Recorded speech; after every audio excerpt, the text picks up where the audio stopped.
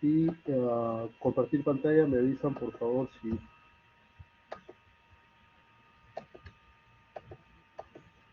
si pueden ver mi pantalla. ¿Lo estamos viendo?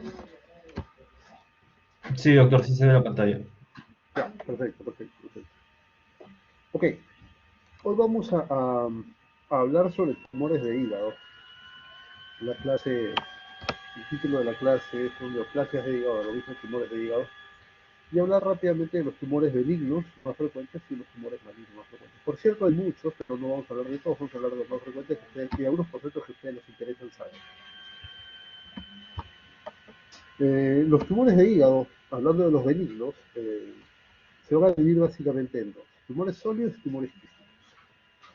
Los tumores quísticos o las masas quísticas son un capítulo aparte, inclusive están programados en otra clase, así que no vamos a hablar de ellas.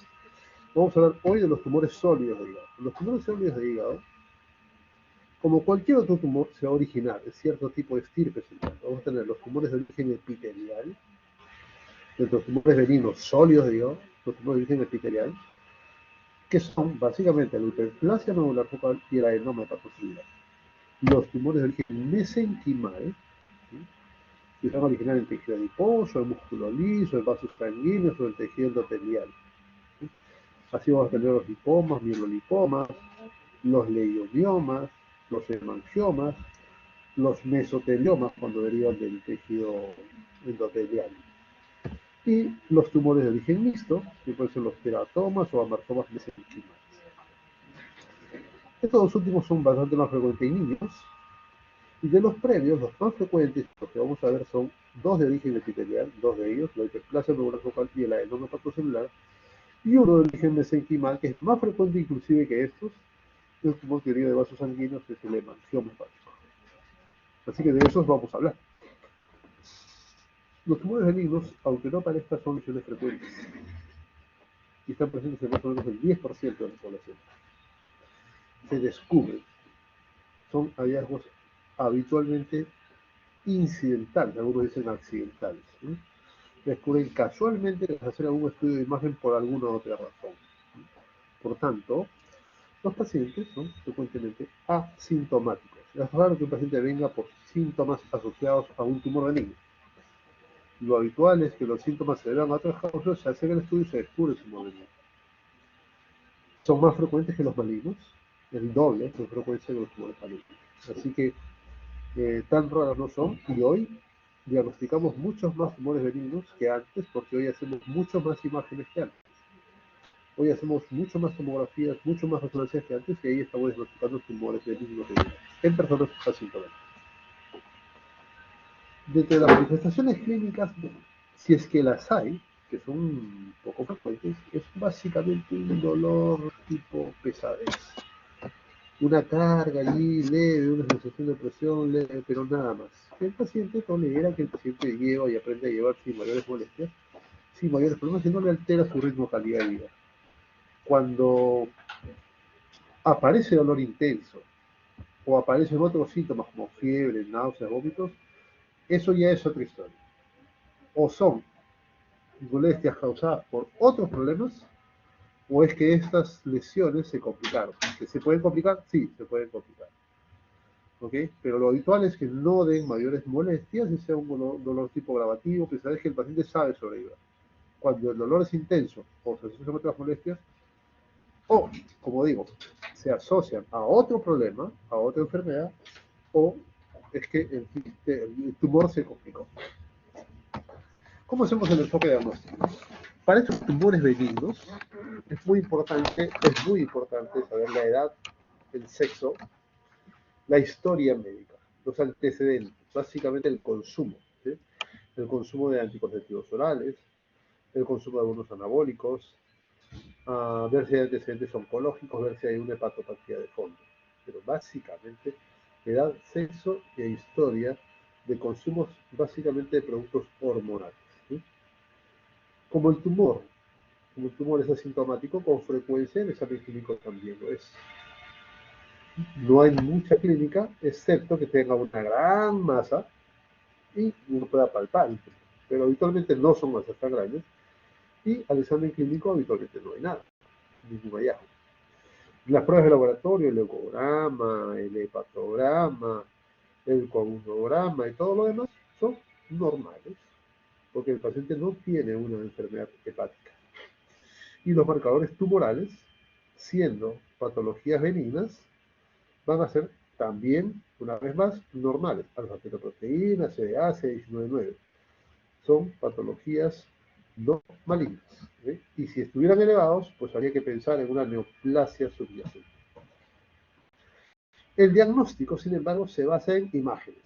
Se basa en imágenes. Y para eso debemos tener claro cómo se comportan estas lesiones en las imágenes para saber diferenciar entre una de estas tres enfermedades más frecuentes. De hecho, la primera imagen es una ecografía. ¿Sí? Una ecografía me dirá si la lesión que estoy viendo es sólida o quística. ¿Sí? Si el contenido del tumor es sólido o es líquido. El primer enfoque, la ecografía. Tumor quístico, ok, se abre toda una gama de posibilidades. Tumor sólido, se abre toda otra gama de posibilidades. ¿Sí? Luego de la ecografía, que va a permitir el tamizaje de estas lesiones, que va a permitir determinar si es sólido o quístico, el siguiente examen será o una tomografía trifásica o una resonancia trifásica. En cualquiera de los dos casos es muy importante que sean trifásicos. ¿Qué quiere decir trifásico? Que el estudio tenga, que uno inyecte contraste, que uno tome adquisiciones, es como tomar fotografías en momentos diferentes. Es como tomar fotografías a la partida de una carrera, como tomar fotografía a la mitad de una carrera y al final de una carrera. ¿Okay? Entonces, tomo, a pesar que la carrera es la misma, la inyección de contraste es la misma, tomo una fotografía o una adquisición al comienzo de la inyección de contraste, se llama fase arterial, a los 40 o 60 segundos después de haber inyectado el contraste, eso se llama fase portal, y a los 120 o 180 segundos después de haber inyectado el contraste se llama fase venosa. Tres fases en las cuales yo hago adquisiciones o tomo imágenes, adquiero imágenes.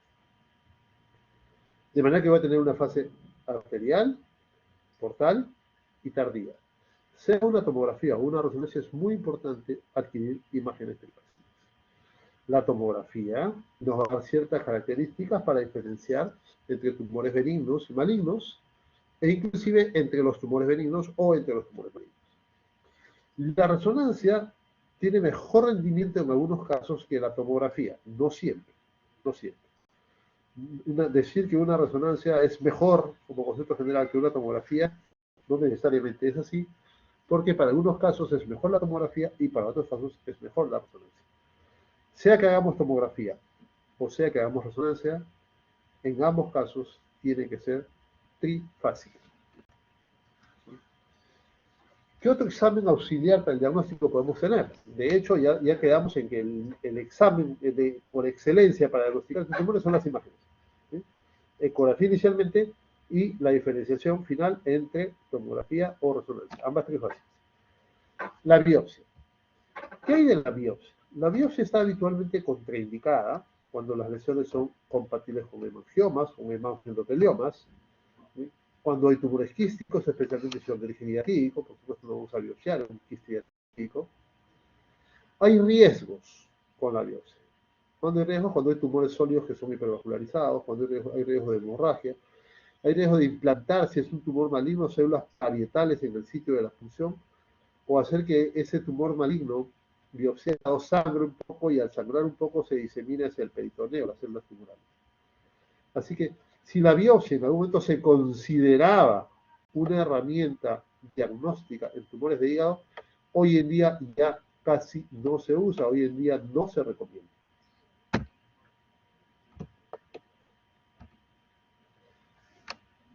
Dice esta publicación, muy interesante por cierto, publicada en 2018, que la elevada información que aportan los estudios no invasivos, junto con las discusiones multidisciplinarias en grupos entrenados, hace que los métodos invasivos de diagnóstico, como la biopsia percutánea, sean muy excepcionales. La biopsia es una excepción. La biopsia es muy ocasional. No deberíamos pensar o necesitar una biopsia para hacer un buen diagnóstico de este tipo de tumores, dado que las imágenes en nuestra época han crecido mucho, han avanzado mucho, y podemos hacer diagnósticos definitivos sin necesidad de biopsia, sin necesidad de histología. Bien, dicho esto, ¿cuáles son los tumores que vamos a estudiar? El más frecuente de todos los tumores benignos es el hemangioma. Luego el hiperplasia nodular focal y menos frecuente que todos el adenoma. Sin embargo, no menos importante que los anteriores. Como ven, tanto hemangioma como hiperplasia nodular focal o adenoma ocurren en gente joven. ¿Sí? Gente joven entre 30 y 50 años. La incidencia es bastante mayor para el hemangioma, menor para el hiperplasia nodular focal y muchísimo menor para el adenoma. Todas, lamentablemente, son más frecuentes en damas que en varones. Sin embargo, vean ustedes cómo ha cambiado el manejo de los pacientes, de estos tumores benignos en general, desde hace 30 años para ahora. Hace 30 años, muy pocos eran observados y la mayoría eran operados, resecados, siendo tumores benignos. Solo el 13% se observaban y el 87% se operaban, siendo tumores benignos. Pero luego hemos aprendido a estudiar mejor y entender mejor la historia natural de estos tumores. Y hemos visto que no es necesario operar a todos. Tan es así, que en esta época el 80%, ¿sí? El 80% de los tumores se observan y solamente el 22% se operan. Ha cambiado diametralmente la conducta, ¿sí?, médica, quirúrgica frente a estos tumores benignos. Hace un tiempo casi todos se operaban, hoy en día casi todos se observan y muy pocos, bajo determinadas circunstancias, se operan. Inclusive apareció la laparoscopía y se decía de que como la laparoscopía produce menos movilidad, menos estancia hospitalaria, más ventajas, el paciente podía o ya no operarse por cirugía abierta, sino por la laparoscopía. Sin embargo, no debe haber un cambio. No importa si es laparoscopía o si es cirugía abierta. Si el paciente no requiere operarse y el tumor benigno no le implica un riesgo, el paciente no se debe operar, sea por cirugía abierta o sea por laparoscopía. Por ende, como primer gran concepto de esta presentación, es que los tumores benignos de hígado en general no se operan. Y entonces, si hablamos de que no se operan, ¿por qué hablamos de temas quirúrgicos en estos tumores? Bueno, existe un 20% de casos en los que sí se podría indicar cirugía. Si los síntomas son muy marcados y hay mucho dolor, si el tumor es muy grande y produce un riesgo para el paciente, si el tumor no es muy grande pero viene creciendo en el tiempo, es una indicación de cirugía. Si tengo diagnóstica y a pesar de las imágenes, ecografía, tomografía, resonancia, tengo dudas en el diagnóstico y pudiera no ser tan benigno, pudiera ser maligno, se operan. ¿Okay? Si estos tumores se complican, se rompen, por ejemplo, y sangran, se tienen que operar, o en situaciones especiales que ya lo vamos a ver, básicamente la gestación. Entonces, estas indicaciones de resección, de operación, son más la excepción que la regla. Son ese 20% que justifica una cirugía.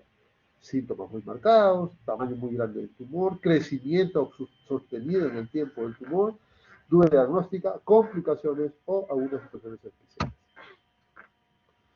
Veamos, por ejemplo, de los tres tumores el hemangioma. El hemangioma, como ustedes saben, es un tumor compuesto por múltiples canales vasculares. ¿Sí? Estos canales están delimitados por una única capa de células endoteliales y sostenidas en un estroma muy fibroso, muy delgado. Vean ustedes.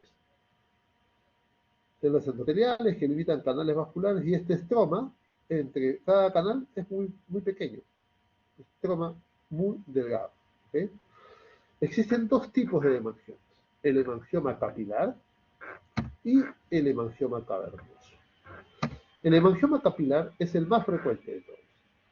Sin embargo, son pequeños, muy pequeños, menores de 2 centímetros habitualmente, son clínicamente insignificantes y una vez que hace el diagnóstico, acá no hay malignidad, no requiere hacer nada. Son lesiones pequeñas, menores de 2 centímetros, que pueden ser múltiples y no producen ningún problema al paciente. Hemangiomas capilares.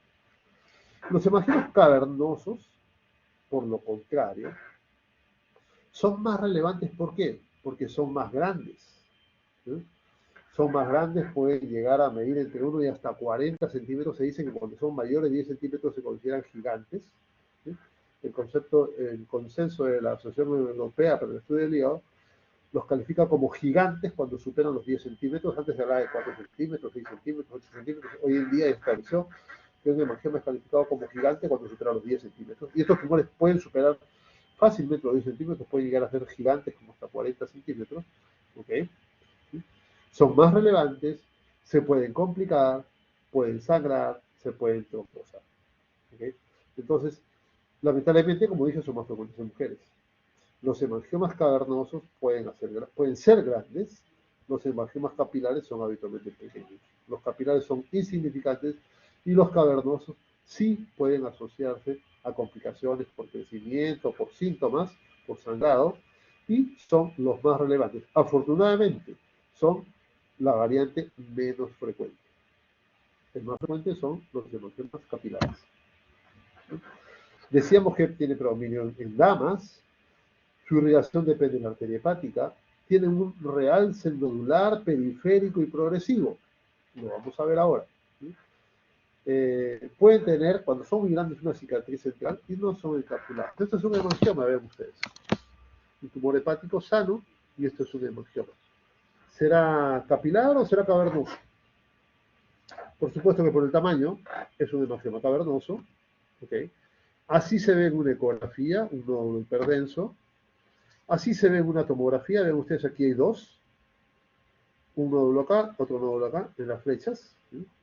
Veamos cómo se comporta en la fase arterial. Vean. Empieza a captar contraste. El hemangioma empieza a captar contraste. Nodular, periférico, aquí también. Todo esto es el hemangioma. Capta la parte periférica. Y en las siguientes imágenes, la fase portal, ya va captando más el contraste y aquí también va captando más el contraste. Es la tomografía típica de un hemangioma cavernoso. La resonancia tiene un comportamiento muy similar. En T1, ¿sí? Estas son secuencias en T1, sin contraste, de una lesión hipointensa. Se le pone contraste y en la fase arterial empieza a pintar la parte periférica de manera nodular. Luego se va pintando mucho más en la fase portal y termina de pintarse más aún en la fase venosa tardía. Se dice, por tanto, que el comportamiento de un hemangioma es así, sin contraste. Obviamente no pinta el hemangioma, le pongo contraste, empieza a captar de manera periférica y nodular. Esta captación periférica y nodular se va haciendo más intensa en la fase portal y luego va siendo progresivamente mayor la captación en la fase tardía. Se dice entonces que el patrón de captación es nodular, periférica, centrípeta. ¿Okay? Nodular, periférica y centrípeta. Nodular, periférica y va hacia adentro, centrípeta. Y así lo vemos. Fase arterial, nodular, periférica, fase portal, va haciendo más nodular, mayor captación, fase tardía, va captando más y más. Y si hiciéramos una más tardía, captaría mucho más. El comportamiento típico de un hemangioma hepático. ¿Qué hay de su manejo? Este es un estudio muy interesante, vean ustedes, publicado en el año 2016, donde evalúan 1067 pacientes con hemangiomas. 1067. Pongamos 1000 pacientes. Pongamos 1000 pacientes. De los 5 pacientes, de los 1000 pacientes, cuántos se complicaron? 5. Se evalúa el riesgo de ruptura. Se cree que los hemangiomas se pueden romper. De 1000 pacientes, en 5 de ellos hubo ruptura. 5. ¿Cuánto representa el 0.47%? Menos del 1%, menos del medio por ciento, menos del 0.5% experimentaron ruptura. Y cuando uno analiza de los pacientes que se rompieron, que presentaron ruptura, ¿qué encuentra? Que la mayoría de los pacientes que presentaron ruptura eran tumores mayores de 10 centímetros y más sintomáticos. Es decir, solo tengo riesgo de ruptura de un hemangioma si el hemangioma es mayor de 10 centímetros y son sintomáticos. Vean ustedes, el riesgo de romperse de un tumor de 10 centímetros, 7.4%. El riesgo de romperse en un tumor entre 4 y 10 centímetros, 2.3%. Por debajo de 4 no hay riesgo de ruptura. Entonces, solo hay un riesgo que podría ser razonable cuando el tumor es mayor de 10 centímetros. ¿Qué más se encontró? Vamos a ver de estos que se rompieron, cómo se comportaron. De los 5 que se rompieron, uno era central y los 4 restantes eran periféricos. Es decir, ¿quiénes tendrían más riesgo de ruptura? Aquellos tumores mayores de 10 centímetros y de localización periférica. Yendo a este caso, si tengo estos dos hemangiomas, ¿cuál de ellos podría tener riesgo de romperse? Este no, menor de 10 centímetros de localización central, y este sí que podría ser mayor de 10 centímetros pero de localización periférica. Este sí podría tener riesgo de ruptura, este no. De manera que el tratamiento quirúrgico de los hemangiomas hepáticos debería restringirse solo a aquellos que son mayores de 10 centímetros y de localización periférica. Mayores de 10 centímetros y de localización periférica. ¿Quiénes son? La minoría. De 1067 pacientes, ¿cuántos se rompieron? 5.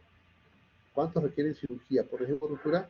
La minoría de pacientes. De eso hablábamos cuando ha cambiado el paradigma del manejo de los tumores benignos. Antes se operaban muchos, hoy se operan muy pocos. Esta es la cirugía de un tumor grande, vean.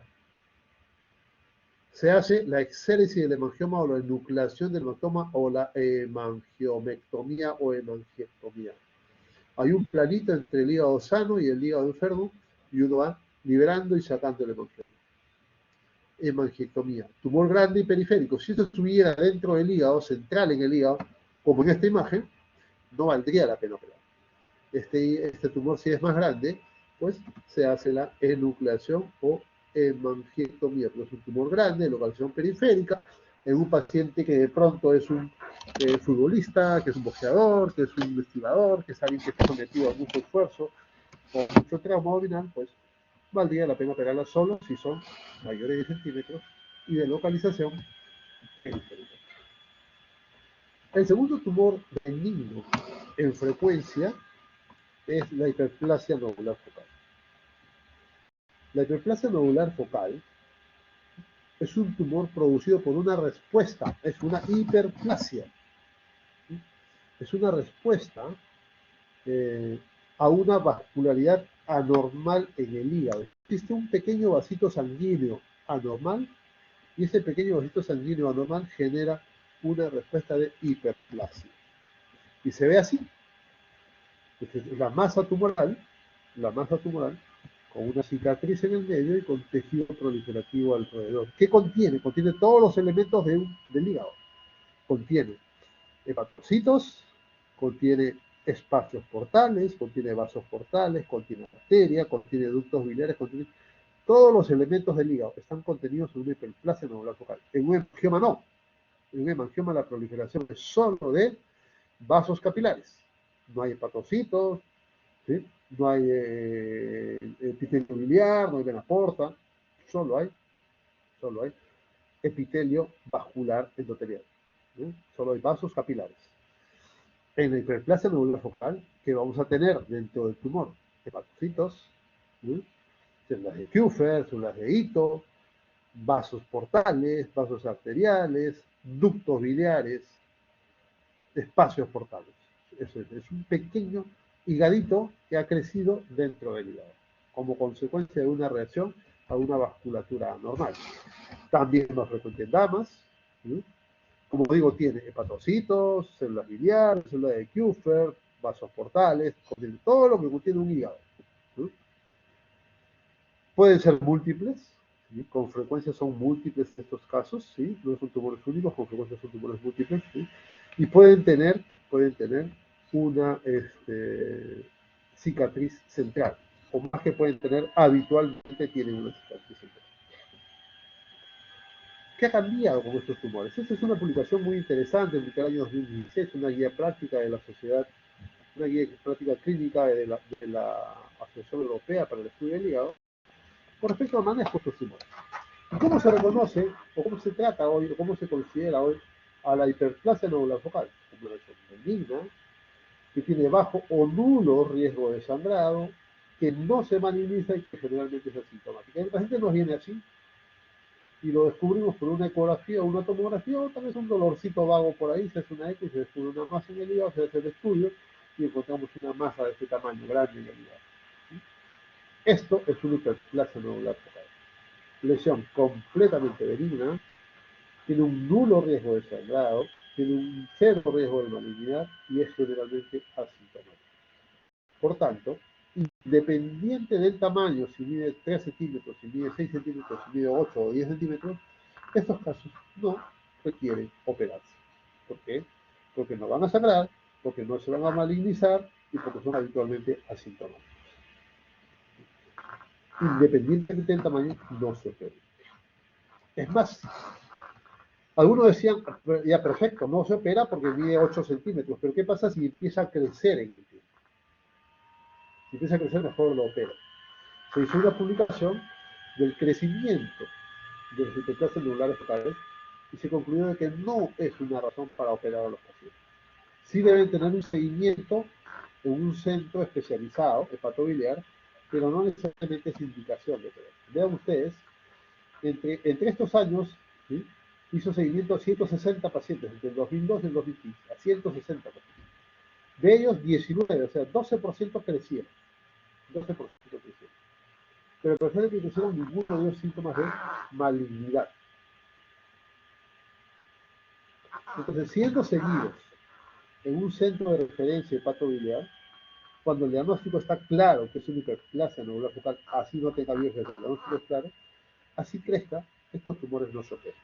Entonces, no se operan porque no hay riesgo de sangrado, no se operan porque no hay riesgo de malignidad, no se operan por el tamaño, no se operan así crezca de tamaño. En conclusión, estas lesiones no se operan. Solo me interesa estar seguro de que es una hiperplasia nodular focal. ¿Y cómo sé que estoy seguro que es una hiperplasia nodular focal? Por algunas características de imagen. Tiene con frecuencia la irrigación de la arteria hepática, una arteria hepática que irriga la lesión. Muy frecuente que la tenga. En la primera fase es muy hipervascular. Puede dar una morfología de flor, una morfología en rueda de carreta con un vaso central hipertrofiado. ¿Sí?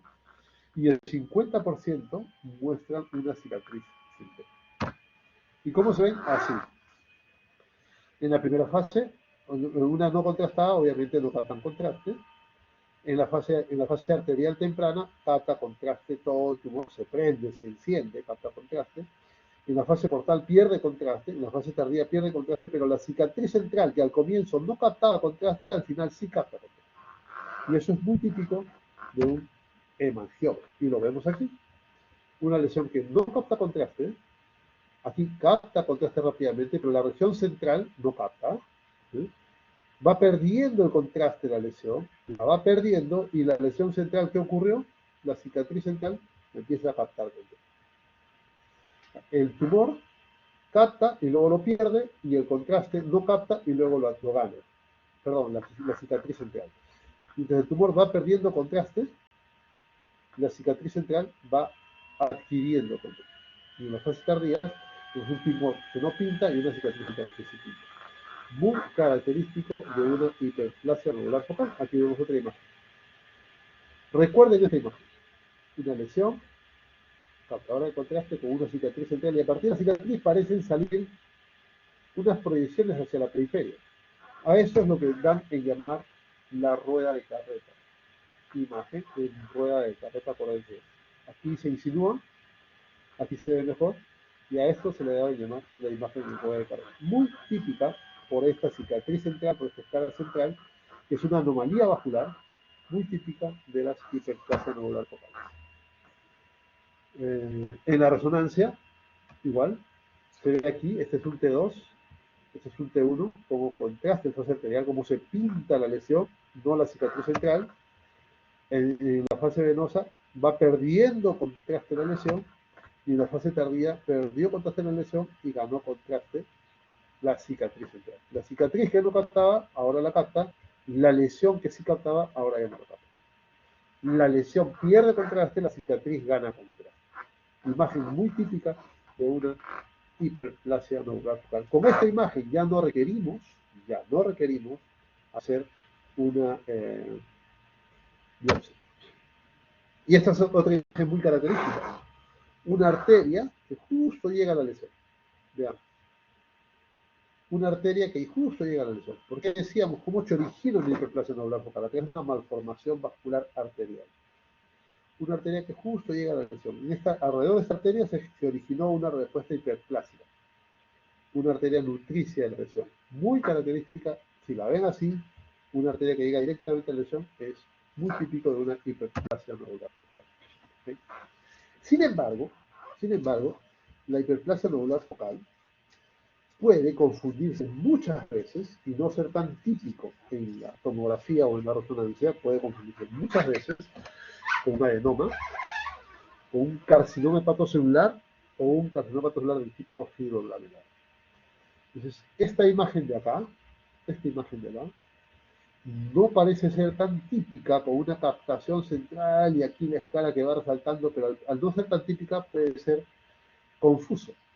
Entonces, cuando no puedo establecer claramente que es una hiperplasia nodular focal y me quedan dudas si es un adenoma, un XCC o un fibrolamelar, ahí entramos en dudas.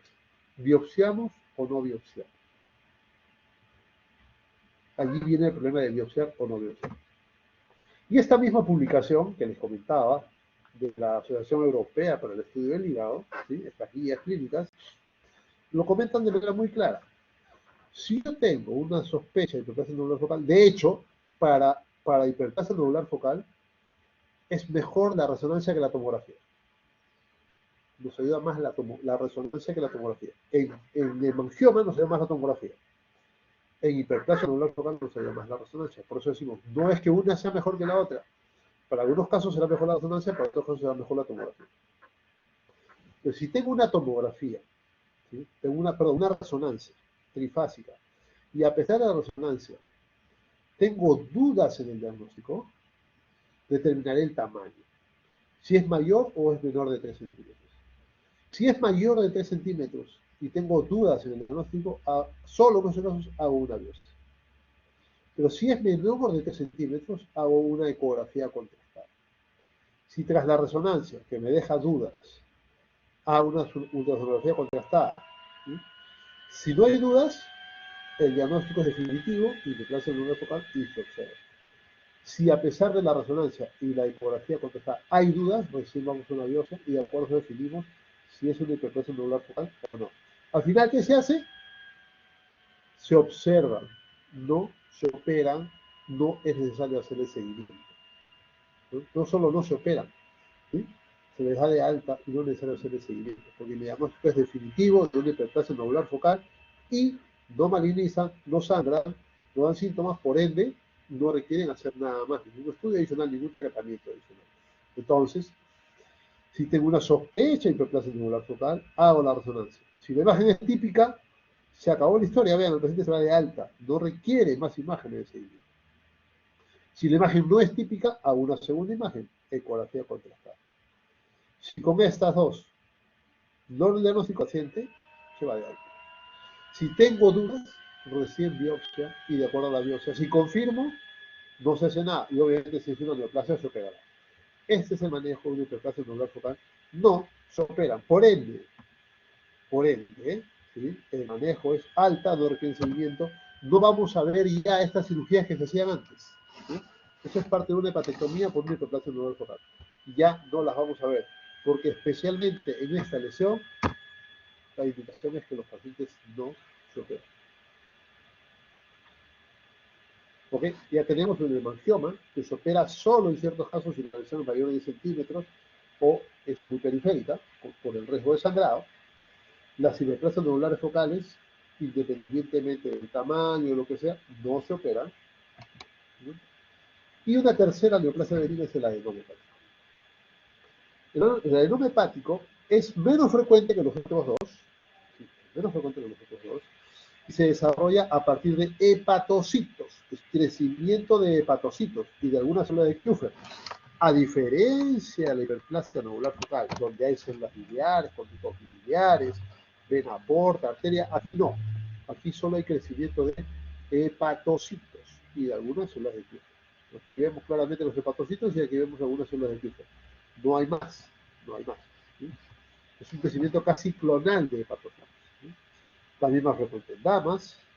Se asocia mucho al uso de anticonceptivos orales, esteroides, anabolizantes, enfermedades que se caracterizan por glucogenosis, enfermedades metabólicas. ¿Sí? Pueden sangrar hasta un 20 o 30% de casos, sí se asocian al sangrado. ¿Sí? Y pueden degenerar, no tan frecuentemente, pero pueden degenerar en carcinoma hepatocelular. O sea, pueden sangrar y pueden malignizarse, a diferencia de los dos anteriores. ¿Sí? Entonces, en un adenoma, cuando enfrentamos un adenoma, hay que tener bien claro si el paciente usa o no productos hormonales, a la cabeza anticonceptivos orales. La obesidad y el síndrome metabólico producen trastornos hormonales que aumentan la incidencia o el crecimiento de estos tumores. El embarazo es todo un cambio hormonal, por cierto, todos lo sabemos, y por cierto, aumenta el crecimiento o la complicación de estos tumores. El uso de hormonas anabolizantes, ¿sí? Algunos de sus compañeros probablemente sea fisicoculturista, más de uno debe serlo, y tal vez pueda usar hormonas anabolizantes. ¿Okay? O también se utilizan para el manejo de algunas anemias aplásicas. Son factores de riesgo para que crezcan o se compliquen los adenomas hepáticos. Por supuesto, el desbalance de hormonas endógenas y enfermedades como la glucogenosis pueden condicionar cambios hormonales que hagan o predispongan al crecimiento o complicación de los adenomas hepáticos. ¿Cómo vemos el adenoma hepático? En una fase sin contraste, no capta, por cierto, fase sin contraste. El arterial capta de manera homogénea y luego pierde su control. Aquí no hay captación nodular, aquí no hay escala central. Capta de manera homogénea y lo pierde. Es más sencillo. ¿Sí? Y aquí lo vemos mejor. El adenoma sin contraste lo capta en fase arterial, lo va perdiendo en la fase portal y lo pierde casi todo en la fase tardía. ¿Qué se puede pintar alrededor? Algo muy parecido, ven acá, no sé si logran ver, algo muy parecido a una cápsula. Muy parecido a una cápsula. ¿Sí? Entonces, captación en fase arterial, homogénea y perdiendo el contraste en las siguientes fases y eventualmente la formación de una cápsula. Eso es un adenoma hepático. Para confundirnos un poquito, los adenomas, a diferencia de los otros, sí tienen algunos problemas asociados. Y los adenomas hepáticos obedecen básicamente a cambios genéticos. Se asocian a cambios genéticos. Por esa razón vamos a tener hasta 4 grupos o 4 tipos de adenomas hepáticos. ¿Sí? El grupo 1 o tipo 1 asociado a la mutación del factor nuclear de los hepatocitos, ¿sí? Al HNF1, al factor nuclear de los hepatocitos tipo 1. El grado 2 o tipo 2 asociado a la mutación del gen de la beta-catenina. El grupo 3, el hemangioma con rasgos el adenoma con rasgos inflamatorios, y el grupo 4, que es el inespecífico. De todos, los más frecuentes son el inflamatorio, del tipo 3, y los asociados a la mutación del factor nuclear de los hepatocitos. ¿Cuál es la diferencia entre ellos? ¿Por qué hablamos de ellos? Porque este tipo de adenomas generalmente se da en personas con sobrepeso, en personas con diabetes, especialmente diabetes MODY. ¿Sí? Los tumores, los adenomas tienen mucha carga grasa, ¿sí? Tienen mucha esteatosis, se da en personas con obesidad, por ejemplo. ¿Sí? Y cuando uno hace la inmunohistoquímica, pues, ve que se ha perdido la expresión de la proteína ligadora de ácidos grasos. Entonces, con inmunohistoquímica puedo diferenciar.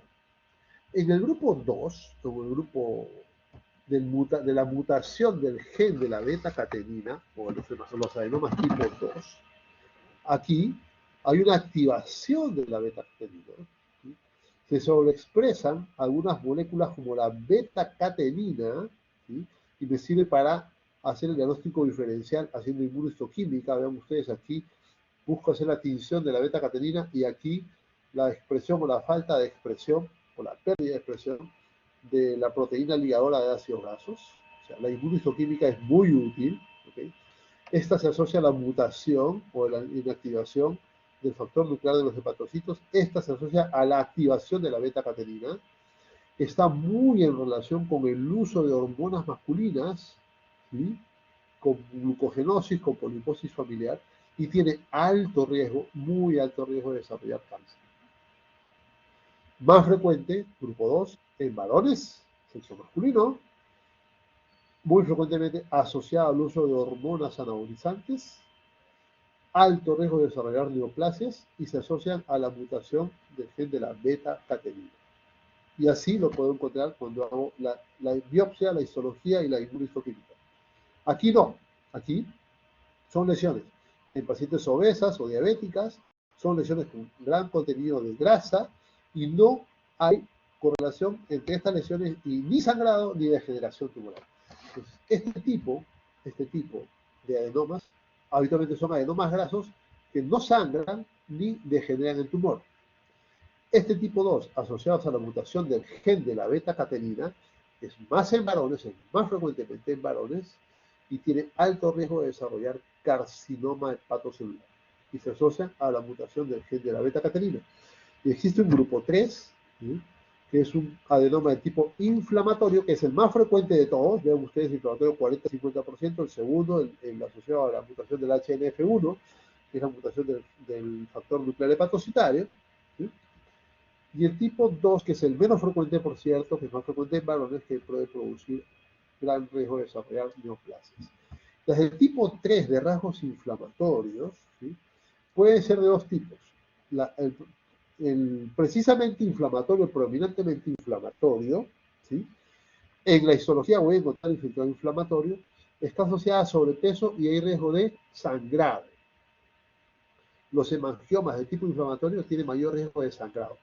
En algunos casos, hasta un 10% se asocian a la mutación, siendo inflamatorios, a la mutación del gen de la beta-catenina. Y por supuesto, si tiene la mutación del gen de la beta-catenina, tendrá mayor riesgo de neoplasias. Sin embargo, la mayoría no tienen la mutación, ¿sí? Hay un componente inflamatorio, está asociado a sobrepeso y hay riesgo de sangrado. En conclusión, los del grupo 1, la mutación del HNF1, habitualmente no conllevan mayores riesgos, ni sangrado ni hemorragia. Los del grupo 2, asociados a la mutación del gen de la beta-catenina, que ocurre más que nada en varones que utilizan hormonas anabolizantes, hay riesgo de desarrollo de neoplasia. Y en el grupo 3, los inflamatorios, básicamente hay dos tipos, pero los básicamente inflamatorios tienen riesgo de sangrado en damas con sobrepeso y tienen riesgo de sangrar, ¿sí? Si este inflamatorio se asocia a la mutación del gen de la beta-catenina, por cierto, tendrá más riesgo de neoplasia. Pero en general, tipo 1 no se asocia a complicaciones, tipo 2 más frecuente en varones, neoplasias, y tipo 3 más frecuente en damas con sobrepeso, sangrado. Existe un tipo 4 que no es muy típico, es un tipo medio indeterminado. Y aquí tenemos un resumen de eso. El más frecuente de todos es el inflamatorio, 40-50%. El segundo en frecuencia, el asociado a la mutación del factor nuclear hepatocitario, ¿sí? Y el tercero en frecuencia, en varones, el asociado a la mutación de la beta-catenina con riesgo de neoplasia. Este con riesgo de sangrado, con riesgo de sangrado y este sin riesgo. Y hay un subgrupo de los no clasificados. Conclusión, el adenoma del tipo inflamatorio se asocia a sangrado. El adenoma asociado a la mutación de beta-catenina se asocia a malignidad, y el adenoma del tipo graso, asociado a la mutación del factor nuclear hepatocitario, del tipo graso, ¿sí?, tienen bajo riesgo de sangrado y de malignidad. Y se diría que no hay riesgo ni de sangrado ni de malignidad. ¿Okay?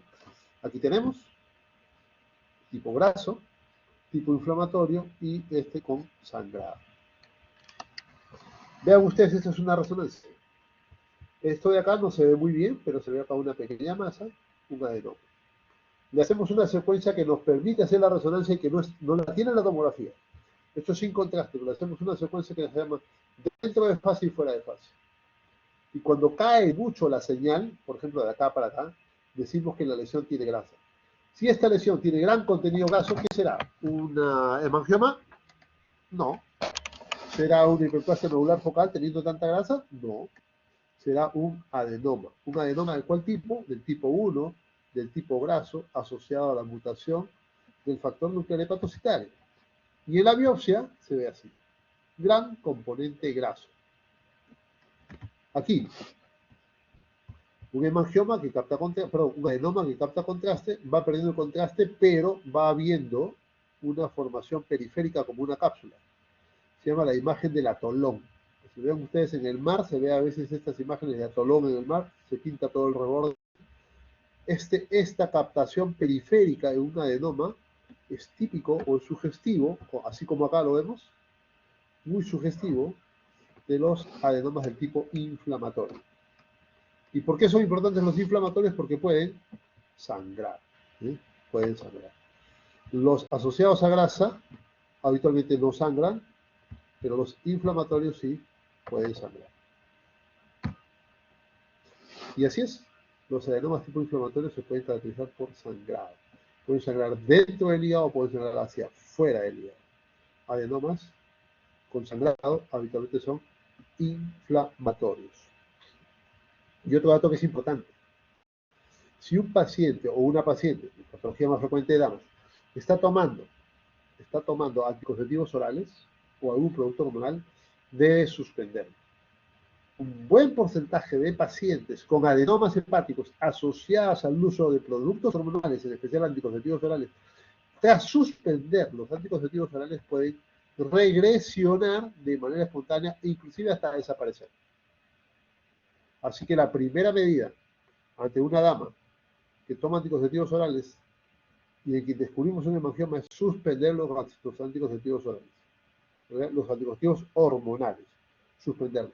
Y se puede conseguir regresión completa o casi completa de los adenomas, por el solo hecho de haber estado tomando productos hormonales o anticonceptivos orales. En conclusión, ¿qué hacemos con un adenoma?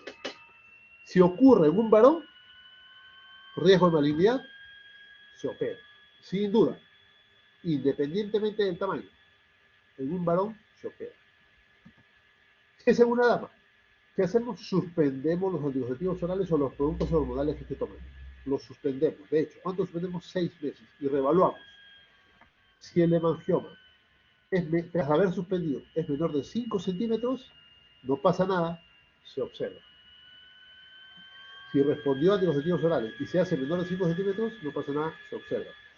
Si tras suspender los anticonceptivos por lo menos 6 meses sigue siendo mayor de 5 centímetros, ahí vemos su localización. Si es periférico y es mayor de 5 centímetros, se opera. Si es periférico y mayor de 5 centímetros, se opera. Pero si es central, ¿no? Vamos a hacer una resonancia. Teníamos una tomografía, ahora vamos a hacer una resonancia. ¿Qué vemos en la resonancia? Si hay componente graso. Si tiene grasa, no pasa nada, es benigno, es un adenoma tipo 1, se observa. Si no tiene grasa, puede ser del tipo 2 o del tipo 3. ¿Okay? Si no tiene grasa, hacemos una biopsia. Y en la biopsia vemos si tiene la mutación del gen de la beta-catenina o no. ¿Sí? O si tiene componente inflamatorio. Si tiene mutación de la beta-catenina, se opera. Y si no tiene mutación de beta-catenina, se observa. Así se manejan los adenomas. En varones se operan todos, en damas la primera medida es suspender anticonceptivos. Y al suspender vemos el tamaño. Si disminuyó el tamaño menor de 5, no se hace nada. Si a pesar de suspender anticonceptivos por más de 6 meses, el tumor sigue grande, vemos la localización. Periférico se opera, central va a resonancia. Tumor central, mayor de 5 centímetros, que persiste tras haber suspendido anticonceptivos orales y tiene grasa, tranquilo, tipo 1, no se opera. Si no tiene grasa, hay que biopsia. Y con la biopsia, veremos. Tiene la mutación de gen de la beta-catenina, se opera. Y si no tiene la mutación, se observa. Manejo de los tumores hepáticos benignos. Creo que con esta lámina terminamos. Decíamos entonces que los tumores casi no se operan solo bajo ciertas circunstancias, ¿sí? Riesgo de sangrado, riesgo de malignidad. Pero existe una condición muy interesante, muy particular, que es el embarazo. Se dice que los hemangiomas tienen riesgo de sangrar hasta un 25%, pero los adenomas riesgo de sangrar hasta un 25%. Este riesgo de sangrar está asociado al uso de anticonceptivos orales, al tamaño mayor de 5 centímetros, al crecimiento y al tipo inflamatorio. Sabemos eso, ¿sí? ¿Quién tiene más riesgo de sangrar? El tipo inflamatorio. Los más grandes, los esofíticos, los que toman anticonceptivos orales tienen riesgo de sangrado. Pero la gestación ya es un proceso de cambios hormonales. Entonces, ¿qué va a pasar con una dama que tiene un adenoma y va a gestar? La gestación, por los cambios hormonales propios de la gestación, van a aumentar el riesgo de sangrado y aumentar el crecimiento, especialmente en el tercer trimestre. Por ende, por el mayor riesgo de sangrado en la gestación y por el aumento de tamaño, puede haber hasta un 44% de mortalidad materna y un 33% de mortalidad fetal. Ojo, esto es muy importante. Una gestante puede conllevar a estos riesgos. Por lo tanto, ¿cómo se maneja? Si antes de la gestación la lesión es menor de 5 centímetros, la paciente puede embarazarse, ¿sí? No contraindica el embarazo. Si tiene un hemangioma, perdón, un adenoma menor de 5 centímetros diagnosticado antes de la gestación, puede embarazarse y no lo contraindica. Si haremos cada 3 meses un control ecográfico durante la gestación. ¿Sí? Pero si la lesión es mayor de 5 centímetros antes del embarazo, o antes del embarazo ya se había complicado, por ejemplo, con sangrado, se tiene que operar antes del embarazo.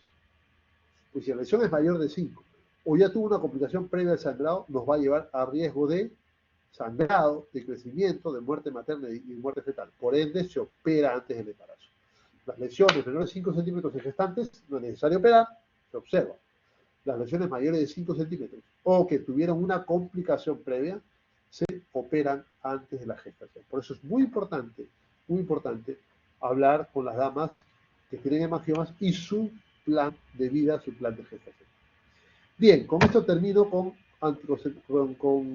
tumores benignos. Hasta ahí, doctores. ¿Alguno de ustedes tiene alguna pregunta? Antes de hablar de los tumores malignos.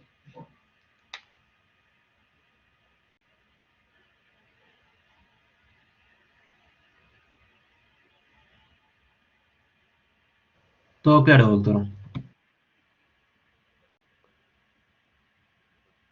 Ok, vamos a hablar de los tumores malignos. De igual manera vamos a hablar de los tumores malignos más frecuentes, no vamos a hablar de todos.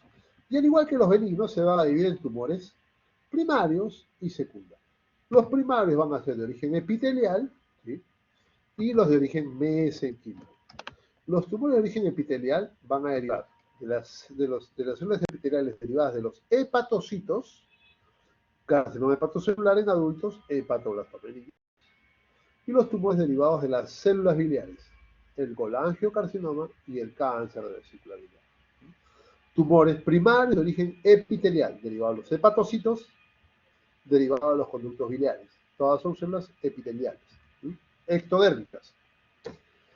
Los tumores de origen mesenquimal, derivadas de células del mesodermo, ¿sí? Que son todos los tejidos conectivos, ¿no? Vasos, células adiposas, células fibrosas, células musculares, y entonces tendremos como tumores malignos angiosarcomas, hemangioendoteliomas, liposarcomas, sarcomas diferenciados, fibrosarcomas, leiomiosarcomas, ¿sí? Tumores malignos de origen mesenquimal. Por suerte son muy raros, son de mal pronóstico, pero son muy raros. ¿Sí? Los más frecuentes son los de origen epitelial, derivados de hepatocitos o de los conductos biliares. Y también en el hígado tenemos tumores secundarios, tumores malignos secundarios, que son las metástasis colorectales a la cabeza, la metástasis de tumores neuroendocrinos y, por supuesto, cualquiera otra enfermedad intraabdominal que pueda dar metástasis a ella. ¿Sí? Pero las más frecuentes o las más importantes son las colorectales y la metástasis de tumores neuroendocrinos. ¿Qué es el carcinoma hepatocelular? Para hablar de una de ellas. ¿Sí? De hecho, es una masa celular heterogénea que puede invadir la vena porta, es invasiva, es muy invasiva, puede invadir la vena porta, ¿sí? Y acontece habitualmente en un hígado enfermo, en un hígado cirrótico, en un hígado fibrótico, en un hígado dañado crónicamente. Es más, acontece con mucha frecuencia o ocurre con mucha frecuencia en el contexto de hígados cirróticos, en pacientes con varices, con ascites, carcinoma hepatocelular. ¿Sí? Es de los malignos el más frecuente. De los benignos decíamos que el más frecuente es el hemangioma. El segundo en frecuencia, la hiperplasia nodular focal, y el tercero, la adenoma. En tumores malignos, el más frecuente en adultos es el carcinoma hepatocelular. En niños será el hepatoblastoma. ¿Sí? Aquí sí, las damas se vibran un poco, se vibran un poquitito, porque es más frecuente en varones. Pero algo que es interesante es que hay factores de riesgo. Factores eh, que nos muestran de que tiene que haber inflamación crónica sobre el hígado para que se produzca un tumor. Inflamación crónica sobre el hígado. Por ejemplo, hepatitis virales, B o C, crónicas, que no reciben tratamiento. ¿Sí? Ejemplo, la enfermedad hepática inducida por alcohol, el NAFLD, antes se conocía como NASH y que se llama síndrome metabólico. Van a producir esteatosis hepática y luego inflamación, esteato más hepatitis. Y esa hepatitis crónica puede llevar a la cirrosis o a la neoplasia. Enfermedades como la hemocromatosis o inclusive la hepatopatía por alcohol. Esas hepatopatías crónicas que inflaman el hígado pueden llevar a la proliferación de células normales, dando como fruto una neoplasia de hígado, carcinoma hepatocelular, el tumor más frecuente de hígado. ¿Cómo puede crecer? Puede ser único, puede ser multifocal o puede ser difuso. De hecho, los solitarios y únicos son los de mejor pronóstico, los multifocales pudieran ser manejados y los difusos son lamentablemente de mal pronóstico. ¿Cómo se comportan las imágenes? Decíamos que el diagnóstico es por imágenes, hipervascular en fase arterial, hacen un lavado en la fase venosa o tardía y tiene una cápsula que se resalta. Vean ustedes. Capta contraste en fase arterial, ¿sí? Aquí en fase portal ya se va perdiendo el contraste inicial. Acá capta más el tumor que el hígado, acá capta más el hígado que el tumor porque fue perdiendo contraste el tumor, ¿sí? Y se va formando algo muy parecido a una cápsula alrededor, que se llama una pseudocápsula. Es muy típico de un carcinoma hepatocelular, aquí también. El tumor capta más que el hígado, aquí el hígado capta menos que el tumor, el tumor capta menos que el hígado. En esta fase muy hipervascular, en fase arterial, aquí ya casi no hay vascularidad en fase arterial, y se pinta una cápsula. Cuando tengo un paciente que pierde contraste en fase portal o venosa tardía y tengo que se pinta una cápsula, debo tener alta sospecha de que esto es un carcinoma hepatocelular. A esto se le llama pseudocápsula. Existe una variante que se produce más en jóvenes que no tienen cirrosis o que no tienen enfermedad hepática crónica y se llama el carcinoma hepatocelular fibrolamelar. Son menos agresivos, pero por ser menos agresivos pueden dar más grandes volúmenes sin que el paciente se dé cuenta, ¿sí? Son hipervasculares y pueden ser encapsulados y se asocian a adenopatías, a diferencia del HCC que no da adenopatías. El fibrolamelar es una variante clínico-patológica, ocurre en pacientes jóvenes y no se asocia a factores de riesgo. O sea, puede acontecer en un hígado completamente sano, sin tener hepatitis B, ni C, ni antecedentes de estas mismas enfermedades. Acontece en hígados sanos. En tumores más grandes, menos agresivos. Vean ustedes, tumor enorme, grande, la gente no sentía nada, tumor muy grande. Tiene contraste rápidamente, no hay una pseudocápsula, no hay un lavado, así que esto es un carcinoma hepatocelular del tipo fibrolamelar que también ocurre. Y así se ve. Muy parecido a quién. Vean. Cicatriz central. Muy parecido a quién. A la hiperplasia nodular focal. Por eso es que comentábamos de que en muchas ocasiones la hiperplasia nodular focal no se puede diferenciar con certeza a través de una imagen. El hemangioma sí, el adenoma sí, pero la hiperplasia nodular focal a veces no se puede diferenciar con una imagen, ya que tengo esto, cicatriz central con una irradiación periférica, puede haber hasta una imagen de rueda de carreta. Esto puede ser una hiperplasia nodular focal, pero puede ser un carcinoma hepatocelular o un fibrolamelar. Cuando no podemos establecer un diagnóstico de certeza, recién en esos casos haremos o una segunda imagen o una biopsia, como se comentaba en la lámina previa.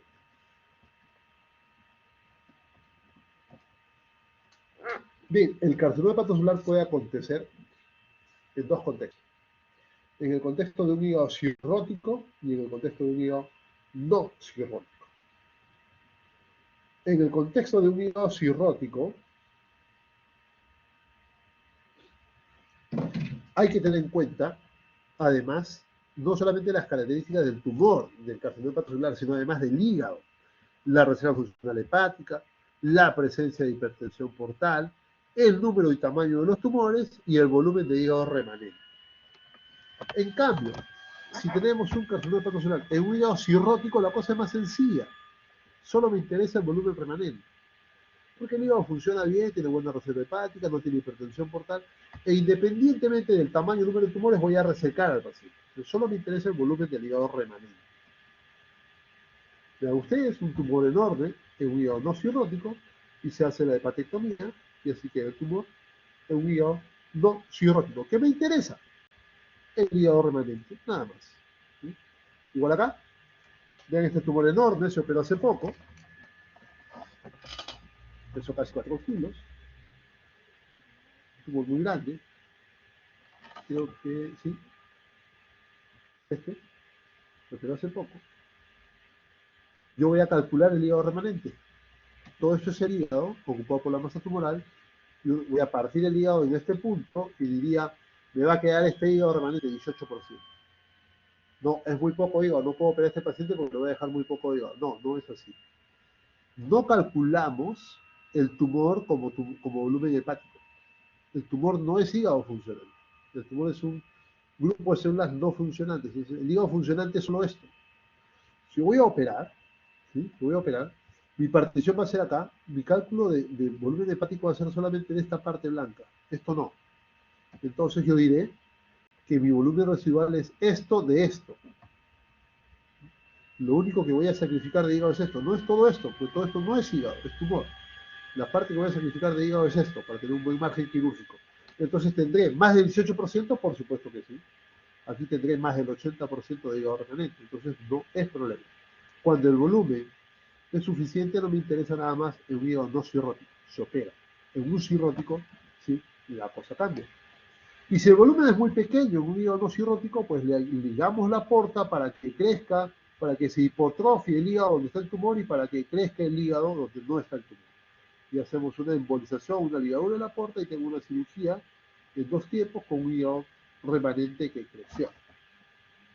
Un hígado no cirrótico además, puedo planificar bien mi cirugía, hacer volumetrías, hacer reconstrucciones tridimensionales y planificar cómo crece el hígado con los procedimientos que voy haciendo. Y terminamos en esto, una hepatectomía sacando grandes masas de volumen porque me queda un hígado remanente suficiente. Así que en el hígado no cirrótico, vean ustedes, reseco una gran masa tumoral que puede pesar hasta 4 kilogramos o más. ¿Por qué? Porque solo me interesa sacar la masa y dejar un hígado remanente porque es un hígado sano, no es un hígado cirrótico. El gran problema, por tanto, viene cuando hablamos de cirrosis. Porque en la cirrosis me interesa las características del tumor, me interesan las características del hígado, que ya es un hígado enfermo, es decir, el tumor acontece sobre un órgano enfermo, a diferencia del hígado no cirrótico, aquí acontece sobre un hígado enfermo y además sobre un paciente enfermo. El cirrótico no solo está enfermo del hígado, el cirrótico está comprometido de manera sistémica. Compromete su función renal, compromete su coagulación, compromete su estado inmunológico. Entonces, no solamente el tumor, no solamente el hígado subyacente al tumor cirrótico enfermo, sino además que es un paciente enfermo. Entonces, el tratamiento de un cirrótico, del carcinoma hepatocelular en un cirrótico ya es mucho más complejo. Y para eso se postula, ustedes deben haber visto, algoritmos ya más complejos como este. Y voy a calificar al paciente un estadio 0, un estadio A, B, C o D, y veré, de acuerdo al estado funcional del paciente, al score de Child, que es la reserva funcional hepática, al tamaño de tumores, número de tumores, yo voy definiendo, en virtud de varias variables, voy definiendo qué terapias le doy. ¿Sí? Y a los estadios iniciales o muy iniciales les puedo ofrecer una cirugía o hasta un trasplante con intenciones curativas, pero los estadios avanzados ya le daré una quimioembolización o antineoplásicos orales. Pero aquí mi expectativa de vida es muy baja. Son básicamente terapéuticas paliativas, 40-50% sobrevida a 5 años. ¿Sí? Son medidas paliativas. En cambio, para los tumores tempranos sí les puedo ofrecer una intención curativa, 50-75% a 5 años, es una sobrevida maravillosa para una neoplasia.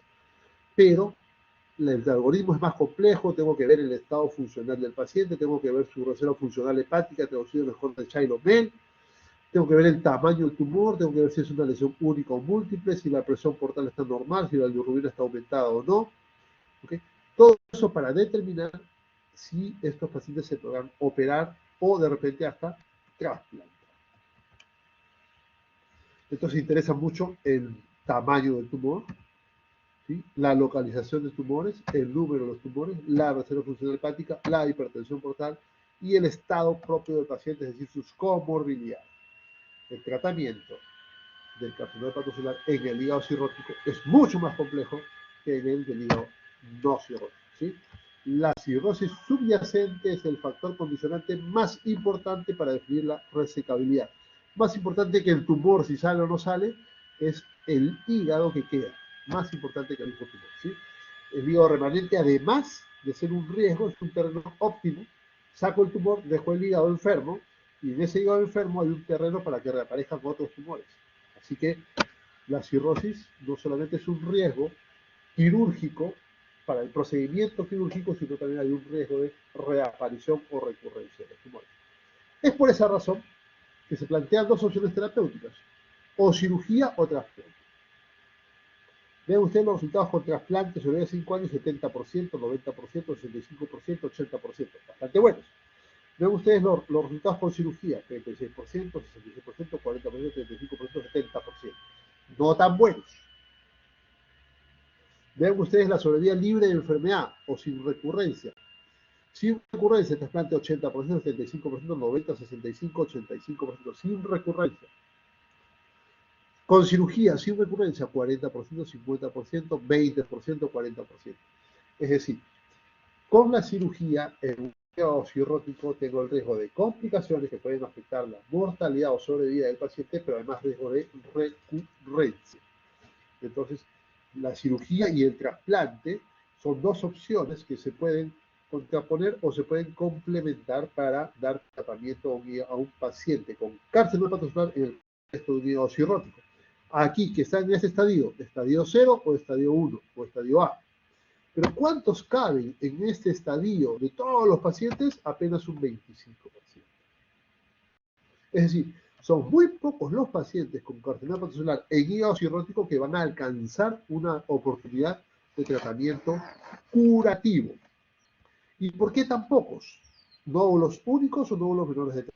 Y este postulado se hizo ya el año 96, se llaman los criterios de Milán o criterios de Mazzaferro, donde se dijo que si opera un tumor único menor de 5 centímetros o hasta 3 tumores, pero ninguno mayor de 3 centímetros, la sobrevida es muy buena.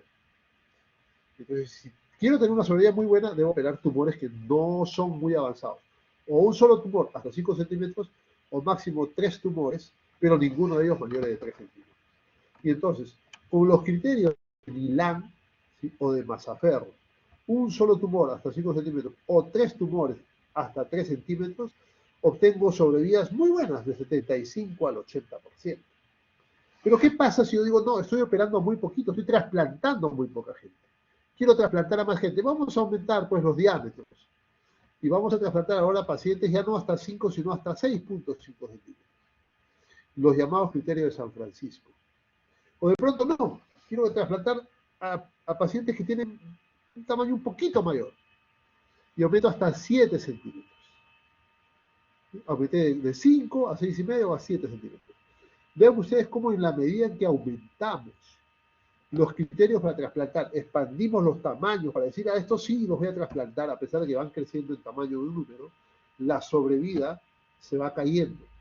En la medida en que aumentamos los criterios para el trasplante o somos más inclusivos, la sobrevida que era muy buena se va cayendo.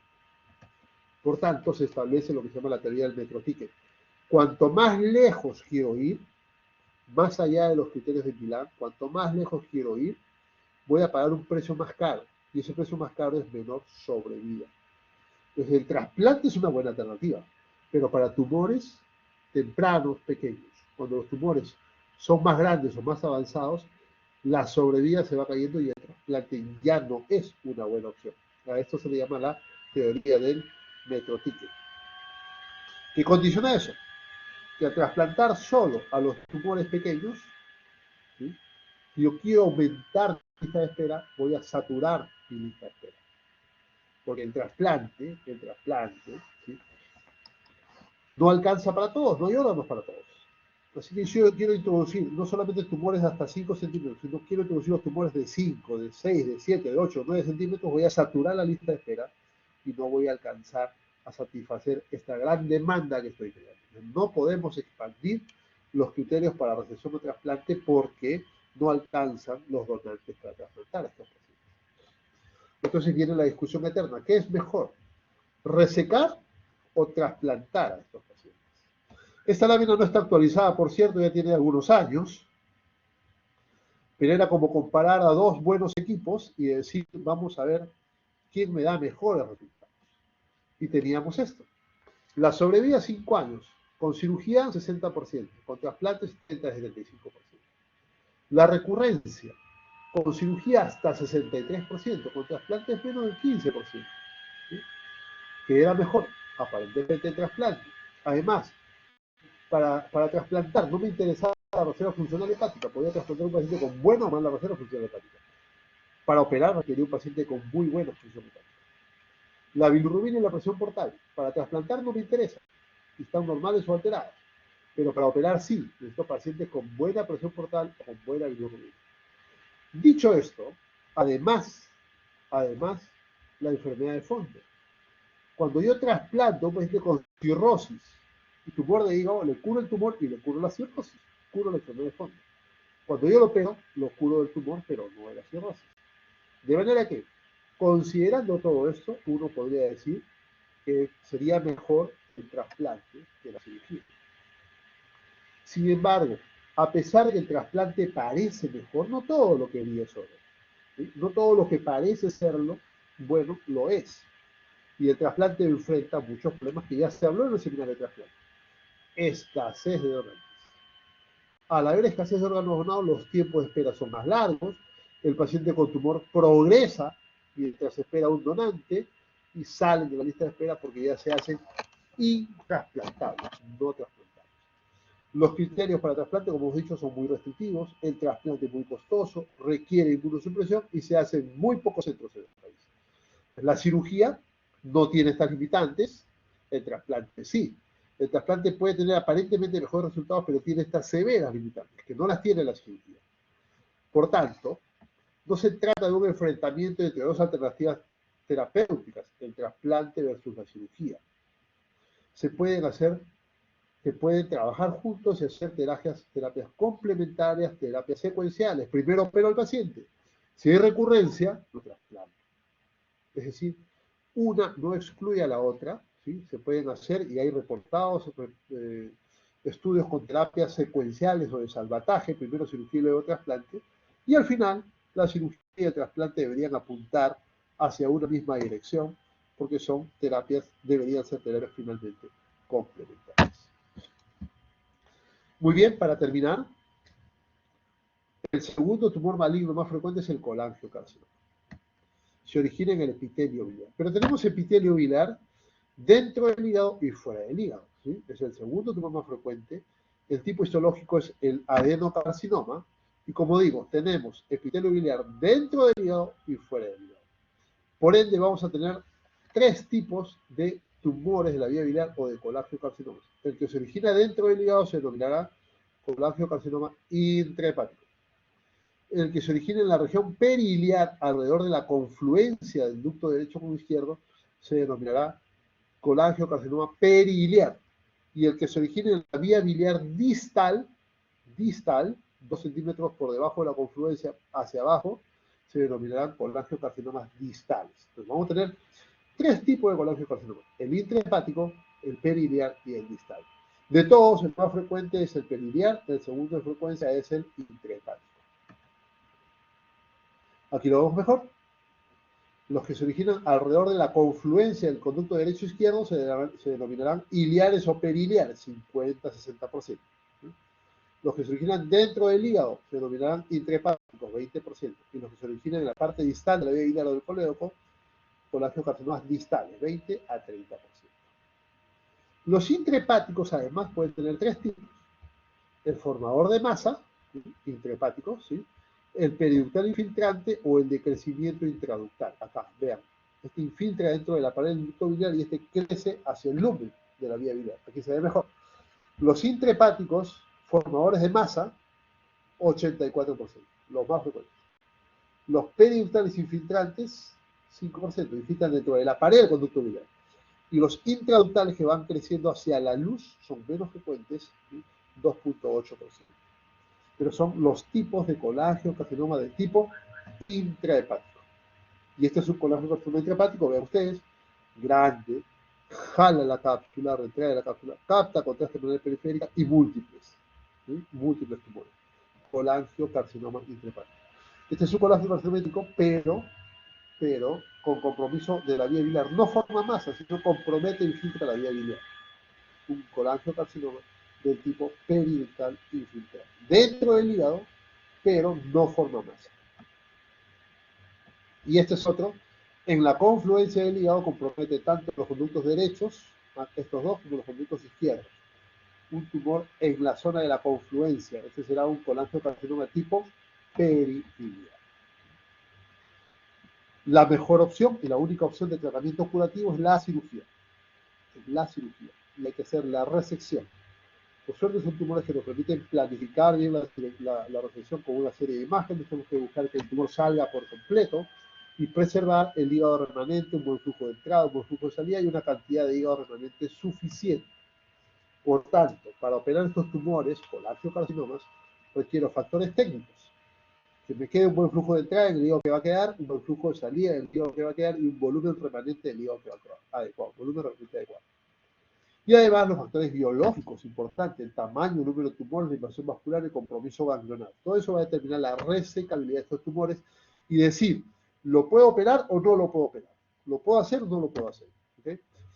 Y ese estudio finalmente me dirá o me llevará a hacer una tasa de éxitos o de fallas en el tratamiento. Si tengo que hipertrofiar el hígado porque es muy pequeño, se hace la hipertrofia del hígado con una embolización de la vena porta, con una cirugía conocida como ALPS. Si el hígado que me queda va quedando muy pequeño, pues lo embolizamos o le hacemos una cirugía en 2 tiempos, pero hay que hipertrofiar el hígado remanente para tener un margen de seguridad bueno. A diferencia de carcinoma hepatocelular, el que hay que operar, aquí además de operar hay que hacer linfadenectomía. Sacar los ganglios regionales son muy importantes. En colangiocarcinoma, la linfadenectomía. El tercero y último de los tumores son las metástasis. ¿Sí? Las metástasis hepáticas. Son tumores ya no primarios, son tumores secundarios, se originan en otros órganos. ¿Sí? ¿Sí? El hígado es muy comprometido por su tamaño y por la irrigación portal. ¿Sí?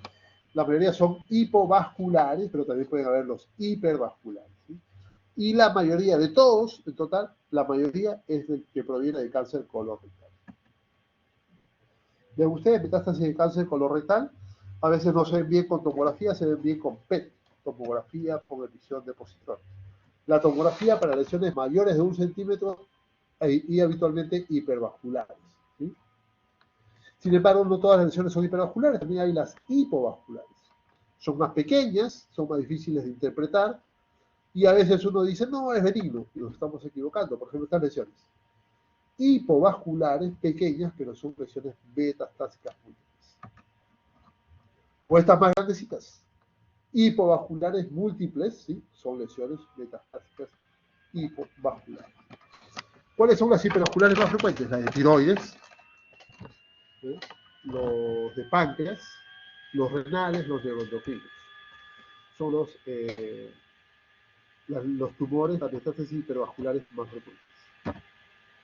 ¿Vean ustedes? Lesiones hipervasculares, muy frecuentes. ¿Cuáles son las hipovasculares? Y hay que hacer metastasitomía. Los hipovasculares habitualmente son de colon, ¿sí? Y se manejan con metastasectomías, resecciones limitadas.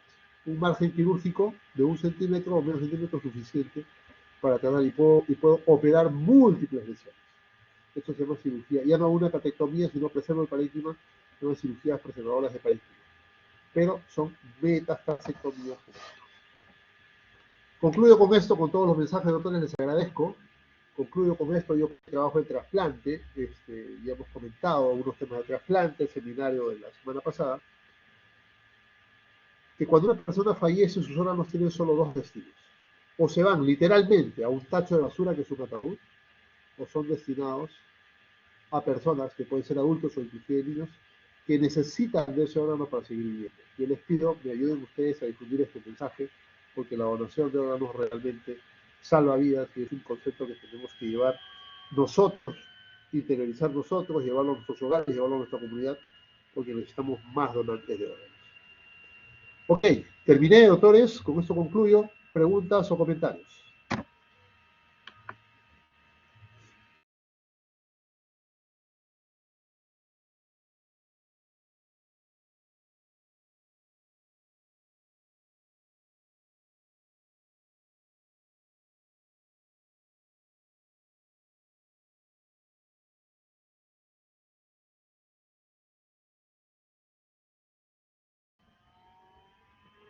Hola, me desconecté por un ratito.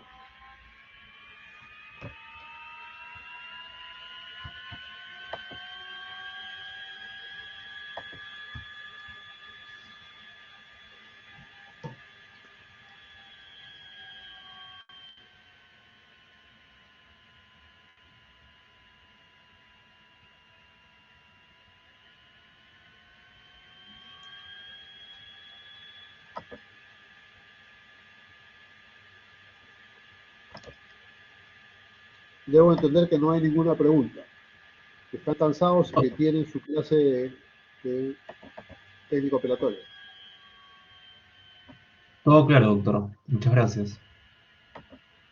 Ok, será así pues. Ya, doctores, perfecto. Bien. Gracias a ustedes y con mi grupo continuamos mañana. Adiós, que tengan buena tarde.